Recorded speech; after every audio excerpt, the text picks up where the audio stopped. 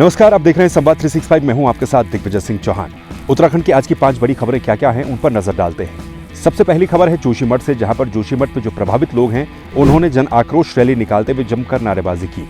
वहां मौजूद लोगों ने बद्रीनाथ बस स्टैंड पर एकत्रित होकर के संस्कृत महाविद्यालय तक एक जन आक्रोश रैली निकाली। इस रैली के बाद लोगों को संबोधित भी किया गया। कई लोगों के द्वारा लोगों ने एक सुर में नारे ये लगाए कि जो प्रभावित हैं उन्हें उचित मुआवजा दिया जाए, एनटीपीसी का काम स्थायी रूप से बंद किया जाए और हेलंग मारवाड़ी जो बाईपास का निर्माण करवाया जा रहा है उसको भी तुरंत तत्काल बंद करवाया जाए। इन तमाम मांगों को लेकर लोगों ने जन आक्रोश रैली निकाली। करीब 4 से 5 घंटे तक ये जन आक्रोश रैली निकाली गई और उसके बाद वहां पर मौजूद समाजसेवियों ने या फिर बुद्धिजीवियों ने लोगों को संबोधित भी किया। आपको बता दें कि जो जोशीमठ के प्रभावित लोग हैं जो जन आक्रोश रैली निकाल रहे थे वो पूरी तरह से जोशीमठ में हो रहे इस भूदसाव के लिए एनटीपीसी कंपनी को जिम्मेदार मानते हैं, एनटीपीसी के काम को जिम्मेदार मानते हैं और हेलंग मारवाड़ी जो बाईपास का निर्माण वहां करवाया जा रहा है उसको जिम्मेदार मानते हैं। इसीलिए लोग इन दोनों ही कामों को तत्काल स्थायी रूप से बंद करने की मांग वहां पर कर रहे हैं। चलिए अब खबर है चमोली जिला पंचायत अध्यक्ष को लेकर। दरअसल चमोली के जिला पंचायत अध्यक्ष पद से रजनी भंडारी को हटा दिया गया। रजनी भंडारी कांग्रेस के नेता और बद्रीनाथ के विधायक राजेंद्र भंडारी की पत्नी है। अब इस पद से हटाए जाने के बाद कांग्रेस पार्टी भी हमलावर हो गई है। कांग्रेस के प्रदेश अध्यक्ष करण महारा समेत पूर्व मुख्यमंत्री हरीश रावत ने बीजेपी पर निशाना साधा है। उन्होंने आरोप लगाया कि बीजेपी दबाव की राजनीति कर रही है, दबाव में कार्रवाई कर रही है और बदले की भावना से द्वेषपूर्ण कार्रवाई की जा रही है। आपको बता दें कि चमोली जिला पंचायत अध्यक्ष पद से रजनी भंडारी को इसलिए हटाया गया क्योंकि उन पर नंदा देवी राजजात के दौरान वित्तीय अनियमितताओं को लेकर आरोप लगाए गए थे।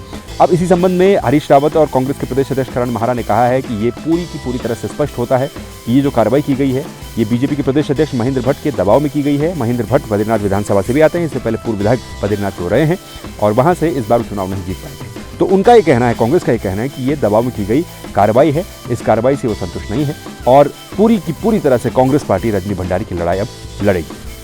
खबर है अंकिता भंडारी मर्डर केस से जुड़ी हुई। अंकिता भंडारी मर्डर केस में जो मुख्य आरोपी था पुलकित आर्या, उसका पॉलीग्राफ टेस्ट अब होना है। उसके पॉलीग्राफ टेस्ट के लिए मंजूरी मिल गई थी, इसके बाद अब समय भी मिल गया है। आपको जानकारी दे दें कि 1 तारीख से यानी कि 1 फरवरी से लेकर और 3 फरवरी तक पुलकित आर्या का पॉलीग्राफ टेस्ट किया जाएगा।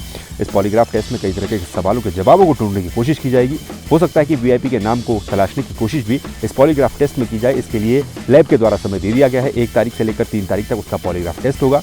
आवेदन किया गया था कि तीनों आरोपियों के पॉलीग्राफ टेस्ट हों। पहले दोनों के द्वारा सहमति दी गई थी, लेकिन 2 लोगों के द्वारा सहमति वापस ले ली गई थी, जिसके बाद पुलकित आर्य ने शर्त रखी थी कि कुछ सवाल वो भी चाहता है कि वो भी पूछे जाए। उन सवालों को भी ऐड करने के बाद अब पुलकित आर्य का पॉलीग्राफ टेस्ट 1 तारीख से किया जाएगा। चौथी खबर अब है उत्तराखंड के मतदाताओं से जुड़ी हुई। दरअसल मुख्य निर्वाचन अधिकारी कार्यालय से उत्तराखंड की फाइनल जो मतदाता लिस्ट है उसको अपडेट करके पब्लिश किया गया। इसमें यह बात सामने आई कि उत्तराखंड में पिछले 2.5 महीने में 82,000 मतदाता नए जुड़े हैं, यानी कि 82,000 मतदाता पिछले 2.5 महीने में उत्तराखंड में जुड़े हैं। निर्वाचन अधिकारी कार्यालय से कहा गया कि काफ़ी अच्छी बात है। इसमें एक अच्छी बात यह भी है कि प्रदेश के चाहे पहाड़ी इलाके हों या फिर मैदानी इलाके हों, कहीं पर भी जो मतदाताओं की संख्या है वो कम नहीं हुई है बल्कि बढ़ी ही है। इससे पहले नवंबर में जो लिस्ट आई थी उसमें करीब 81 लाख के आसपास मतदाता थे, जो कि अब बढ़ करके 82 लाख के अपार हो चुके हैं। यानी कि 82,000 जो मतदाता हैं वो पिछले 2.5 महीने में उत्तराखंड में बढ़ते हुए देखने को मिले। तो वही भारतीय जनता पार्टी ने अपने प्रदेश कार्य समिति के सदस्यों, विशेष आमंत्रित सदस्यों के नामों की घोषणा कर दी है। आपको बता दें कि बीजेपी के प्रदेश अध्यक्ष महेंद्र भट्ट की तरफ से इनकी नियुक्तियां की गई हैं। इसमें करीब 135 कार्य समिति के सदस्य हैं। इसके अलावा 46 जो है वो विशेष आमंत्रित सदस्य हैं और 25 जो है वो स्थायी रूप से विशेष आमंत्रित सदस्य जिनको पदेन कहा जाता है उनकी संख्या है। तो यानी कि बीजेपी की तरफ से ये लंबी चौड़ी लिस्ट जारी की गई है जिसमें कि विशेष आमंत्रित सदस्यों के साथ साथ प्रदेश कार्य समिति के सदस्यों के नाम भी शामिल हैं। ये उत्तराखंड की अभी की 5 बड़ी खबरें थी। आपका क्या कुछ कहना है इन खबरों को लेकर आप कमेंट करके जरूर बताइएगा। बाकी खबरों को देखने के लिए आप संवाद 365 को सब्सक्राइब कर दीजिए। नमस्कार।